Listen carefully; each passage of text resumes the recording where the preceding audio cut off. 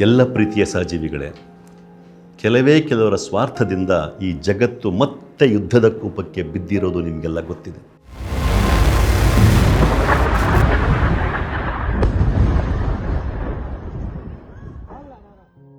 America ಮತ್ತು Israel ಇರಾನಿನ ಹೆಣ್ಣು ಮಕ್ಕಳ ಶಾಲೆಯ ಮೇಲೆ ಹಾಕಿದ ಬಾಂಬಿಂದ ನೂರಾರು ಪುಟ್ಟ ಹೆಣ್ಣು ಕಂದಮ್ಮಗಳು ಜೀವ ಕಳೆದುಕೊಂಡಿರ್ತಕ್ಕಂಥ ಘಟನೆ ನಮ್ಮೆಲ್ಲರ ಮನಸ್ಸನ್ನು ಕಲಕ್ತಾನೆ ಇರುತ್ತೆ.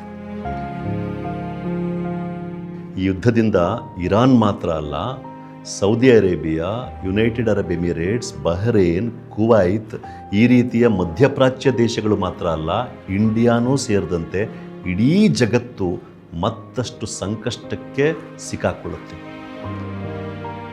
ಇಂಥ ಒಂದು ಪರಿಸ್ಥಿತಿಯಲ್ಲಿ ನಾವೆಲ್ಲರೂ ನಿರಂತರವಾಗಿ ಮತ್ತೆ ಮತ್ತೆ ಮನುಷ್ಯತ್ವದ ಕಡೆಗೆ ಚಲಿಸುವಂಥ ಪ್ರಯತ್ನವನ್ನು ಮಾಡ್ತಾನೆ ಇರಬೇಕಾಗತ್ತೆ.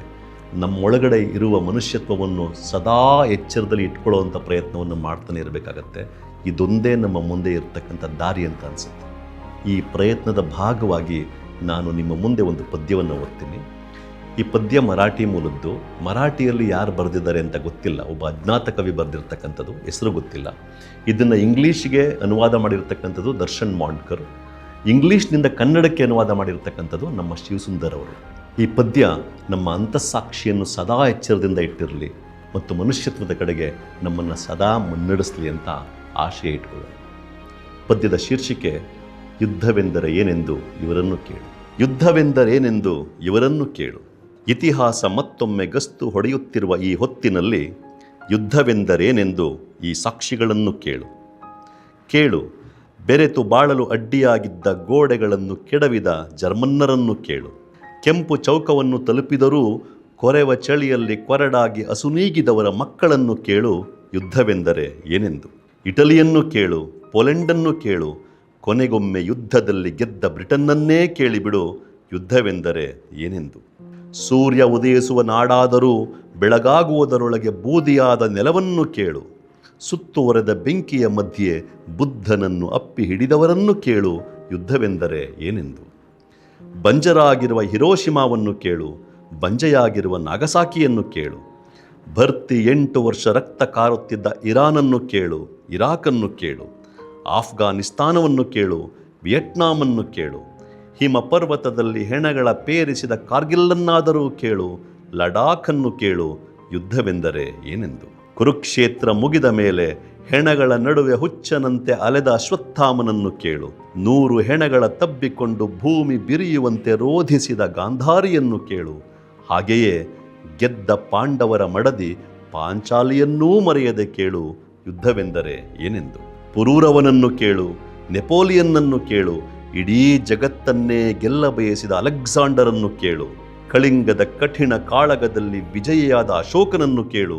ಯುದ್ಧವೆಂದರೆ ಏನೆಂದು. ಹೋಗಲಿ, ಯುದ್ಧ ಮಾಡಲು ಒಲ್ಲೆ ಎಂದ ಸಿದ್ಧಾರ್ಥ ಗೌತಮನನ್ನಾದರೂ ಕೇಳು. ಯುದ್ಧವೆಂದರೆ ಏನೆಂದು. ಕಣ್ಣಿಗೆ ಎಣ್ಣೆ ಬಿಟ್ಟುಕೊಂಡು ಮಕ್ಕಳ ಬರುವನ್ನು ಎದುರು ನೋಡುವ ಹೆತ್ತ ಕರುಳನ್ನು ಕೇಳು. ಫೋನಿನ ಗಂಟೆ ಬಾರಿಸಿದಾಗಲೆಲ್ಲ ಹೆದರಿ ನಡುಗುವ ಹೆಂಡತಿ ಮಕ್ಕಳನ್ನು ಕೇಳು. ಯುದ್ಧವೆಂದರೆ ಏನೆಂದು. ಗಡಿವಲಯದ ಗ್ರಾಮಗಳನ್ನು ಕೇಳು.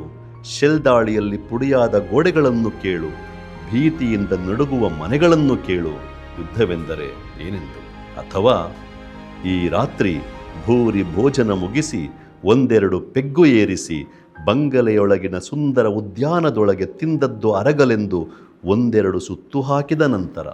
ಅಥವಾ ಮೊಬೈಲಿನ ಮೂಲಕವೇ ನಿನ್ನ ಘನ ಅಭಿಪ್ರಾಯಗಳನ್ನೆಲ್ಲ ಲೋಕಕ್ಕೆ ಕಕ್ಕಿ ಟಿವಿಯಲ್ಲಿ ತಲೆಬುಡವಿಲ್ಲದ ಘನಘೋರ ಅರಚಾಟಗಳೆಲ್ಲ ಮುಗಿದು ನಾಳಿನ ನಿನ್ನ ಕೆಲಸಗಳೆಲ್ಲ ನಿಗದಿಯಾದ ನಂತರವಾದರೂ ನಿನ್ನನ್ನೇ ನೀನೊಮ್ಮೆ ಕೇಳಿಕೋ. ಯುದ್ಧವೆಂದರೆ ಏನೆಂದು. ಸಾಧ್ಯವಾದರೆ ನಿನ್ನ ಅಂತಸ್ಸಾಕ್ಷಿಯನ್ನು ಕೇಳಿಕೊ. ಸಾಧ್ಯವಾದರೆ ನಿನ್ನ ಅಂತಸ್ಸಾಕ್ಷಿಯನ್ನು ಕೇಳಿಕೊ. ಮತ್ತಷ್ಟು ವಿಶೇಷ ವಿಡಿಯೋಗಳನ್ನು ನೋಡಲು ಮತ್ತು ಹೊಸ ವಿಡಿಯೋಗಳ ಬಗ್ಗೆ ತಿಳಿಯಲು ಈ ದಿನ .com ಯೂಟ್ಯೂಬ್ ಚಾನೆಲ್ ಸಬ್ಸ್ಕ್ರೈಬ್ ಮಾಡಿ ಮತ್ತು ಬೆಲ್ ಐಕಾನ್ ಕ್ಲಿಕ್ ಮಾಡಿ.